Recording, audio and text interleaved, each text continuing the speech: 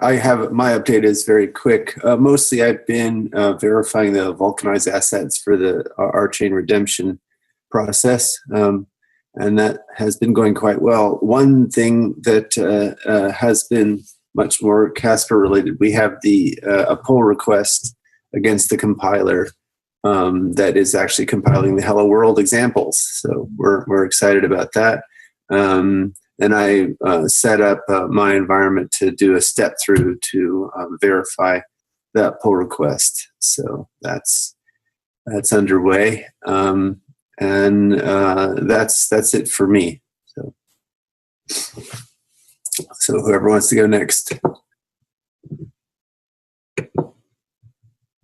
Hey, this is Ed. No updates on Casper. Just want to say hi to everyone. Hi, Ed. Welcome to the Casper chat. Thanks, Vitaly. So from my side, the main update is that I've been continuing to work on the Casper contract Viper code. Right now, I'm bogged down in the fairly boring technical issue of trying to figure out what the exact format should be for prepares and commits regarding things like RLP versus ABI and so forth. And RLP figuring out how to validate it. I've gotten pretty far, although I kind of deliberately want to take things slowly because this feels like the sort of thing where if I spend an extra couple of days thinking about it, the result might end up coming out 2 or 3 times cleaner. The main goal of this is that I want to implement the contract in Viper, and then basically verify that everything kind of works from the code side, and then later on to integrate that into the daemon. And hopefully from there, we'll be able to actually have this kind of integrated Casper overlay thing running and usable.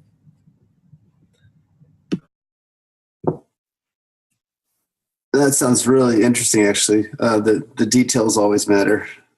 I remember once I was talking with Robin Milner, and we were talking about the kind of importance of getting those details right, and he described to me a story where he had completed the manuscript for communication and concurrency, and he gave it to I think it was David Park, or one of his colleagues, but I think it was David Park, to review. And David Park said, "Oh, this is very, very nice, but I think you shouldn't use Greek symbols.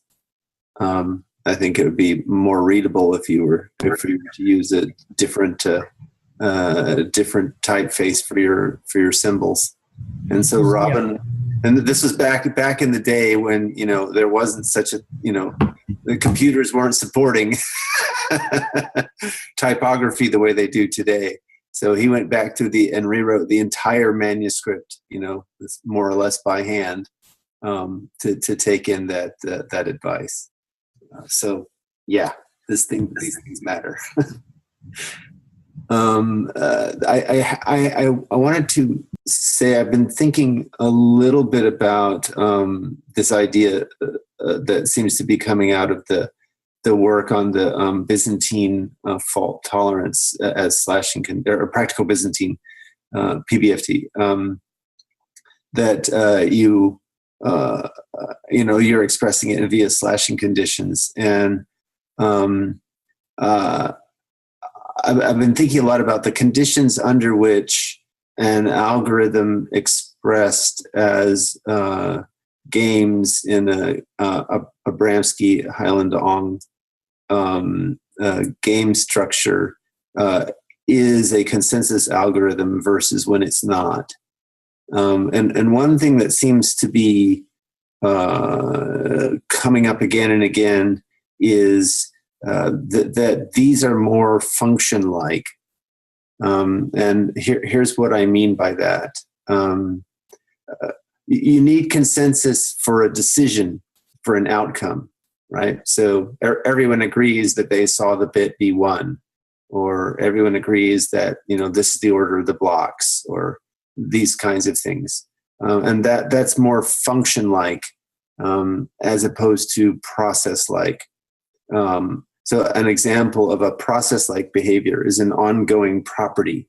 So the example I love to give is high water mark, which is the algorithm that is utilized in TCP to ensure exactly once in order delivery. So the high water mark is an extension, morally or spiritually speaking, of the alternating bit protocol. But what it doesn't produce an outcome. It guarantees a property of the channel between two parties that are communicating, i.e., exactly once in order.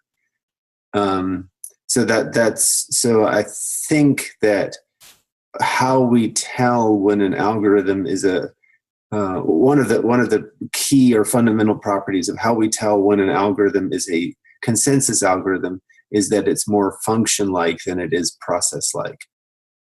But I'm curious as to, and the reason this is important is because if you want to identify the entire family of algorithms that are consensus algorithms, and then show that they are somehow closed, i.e., they form a category, and then show that there's a functor which takes algorithms that are essentially not economic in nature over to ones that are economic in nature, i.e., expressed in terms of slashing conditions.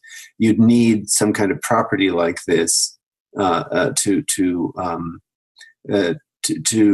ensure that you're characterizing the right set of algorithms and showing the right collection of algorithms and showing that there is indeed a functor on those algorithms. So that's I'm curious if other people have been thinking along those lines, because I'd love to have a proof once and for all, right?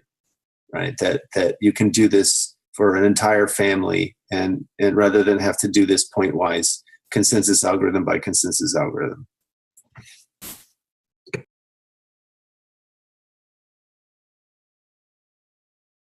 So I guess Vlad isn't around after all? No, but it looks like Carl and Yuichi are, so if they want to give updates. Yep, Carl, Yuichi.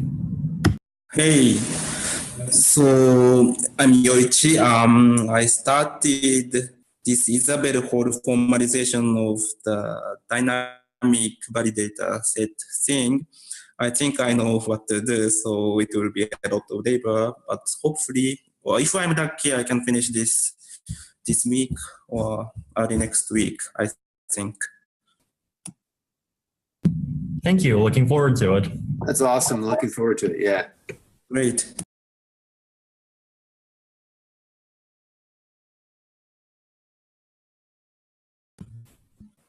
And yes, hearing about Highland and Long's game semantics here is really, really nice. I'm surprised by this. Oh no, that's actually what informed all of the justification structure, right? So yes, so we call them Vlad's justification structure, but in actually I stole it directly from the justification pointers in the Highland Long game. Yes, they have justification pointers as well. Exactly, right. And the picture is upside down. Yeah, that's right. And then I modified it, modified the data structure to look more like Abramsky's synchronization trees. So the data structure that Vlad is currently looking at comes directly from kind of the marriage of those two things. Wow. Yeah, okay. And I actually have a note describing all of this, I've laid out the shape of an axiomatic structure for this, and that's why I'm. That's really interesting. Exactly. We should chat a bit more. I'll show you. Right. Yeah. Okay. Yeah, and then maybe we can kind of find a bridge between the way you're formalizing things and the way I've axiomatized things. Sure. That would be wonderful. I mean, once and for all, my job is over, and that's great. Exactly. Cool. Carl? Sure. Hey. So last week, basically two things. One, I created a web service which pulls out the like JSON result from Vlad's binary Casper simulation, and then graphs it in D3, and you can actually like step through each stage. I called them instead of round because that's not really, it's a loaded word. And you can kind of see the justifications build up, and the nodes come to consensus. Also, it means that you can like, you don't have to rerun it every time you want to generate a visualization. And you can also rerun through the GUI. And then I also helped out Vitalik with the dynamic validator sets, adding that to simulator.py. Those were the main things I was working on. Sweet, that sounds really good. Is your code checked in? For which one? Either. Sorry, say that again. Any. Oh, yes. So the code is checked in for both. The simulator.py now has the like dynamic validator sets, and the binary Casper also has it. I can send out a link to the actual the website, just like running on using ngrok on my computer, but I have to get to my computer, which is the pain point. Cool. Yeah, definitely paste it in the Casper channel on Skype, and then maybe we can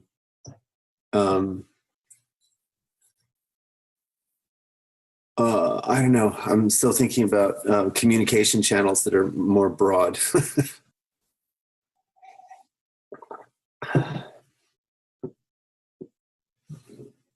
So yeah, it just paste the links in Skype for now, and we'll figure something out for more wide dissemination. Cool. Give me one sec.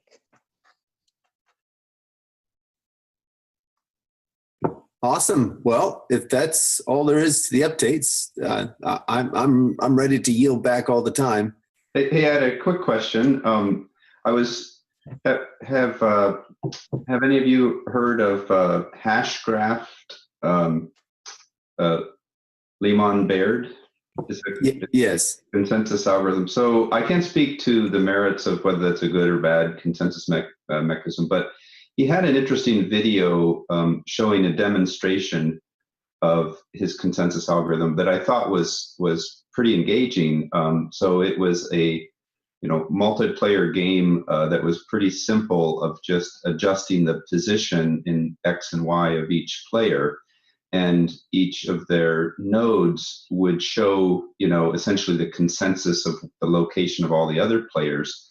And so you would see it syncing up over time. So it was a pretty neat way to look at the consensus live and visually. Have any of you seen that video? I haven't, but if you want to post a link, like in the RChain Slack in the consensus channel, that'd be great. Yeah, I'll definitely do that. It was a fun video, and so I think it would help. It would help tell the story to those that can't follow some of the details of how it's working under the covers. Cool. Sweet. Thank you. Yeah, that's great.